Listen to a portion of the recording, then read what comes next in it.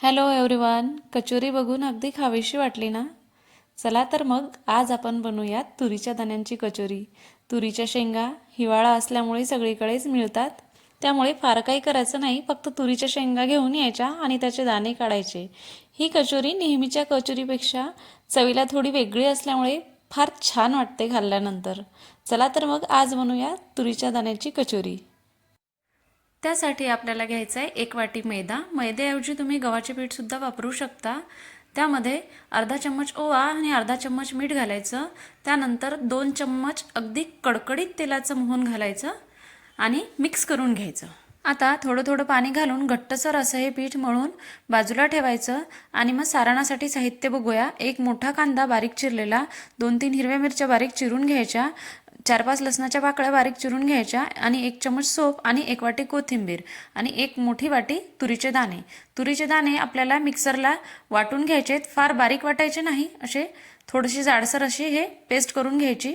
आणि गॅसवर कढई ठेवून त्यामध्ये 2-3 चम्मच तेल घाला, 1 चम्मच जिरं, 1 चम्मच सोप आणि बारीक केलेला लसूण, हिरवी मिरची, कांदा हे सर्व साहित्य तेलात घालून आपल्याला परतून घ्यायचं आहे.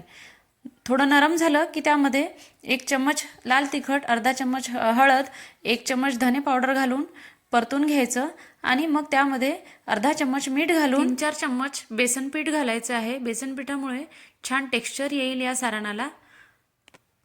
2 ते 3 मिनटं हे बेसन आपल्याला परतून घ्यायचं आहे, ज्यामुळे त्याचा कच्चेपणा निघून जाईल.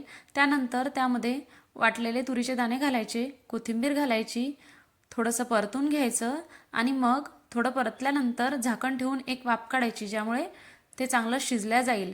बघा, आपलं सारण अगदी तयार झालेलं आहे.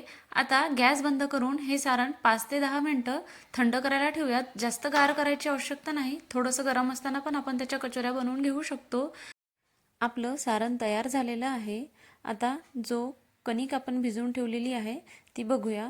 एक पुरीच्या आकाराचा गोळा घ्यायचा आणि त्याला वाटीचा आकार देऊन घ्यायचा, अगदी पुरणपोळीला करतो ना तसाच. आणि त्यामध्ये आपल्याला आवश्यकतेनुसार, म्हणजे जेवढं बसेल असं, साधारणतः 1 ते 1.5 चम्मच हे सारण आपल्याला त्यामध्ये भरून घ्यायचं आहे. आणि असं ते सारण आतमध्ये दाबून त्याच्या कडा बंद करून घ्यायच्या आहेत.